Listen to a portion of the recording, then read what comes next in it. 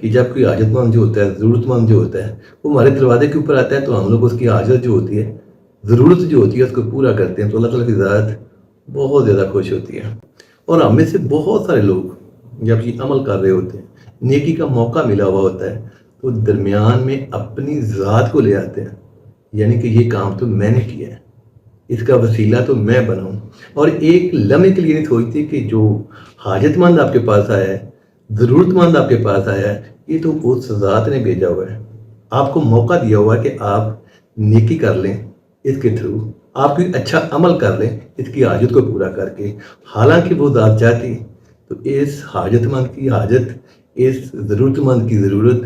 ایک لمحے کے اندر پورا کر دیتی۔ تو اسی کو لے کر کے بلے شاہ نے کہا تھا کہ بلا کی جانے میں کون،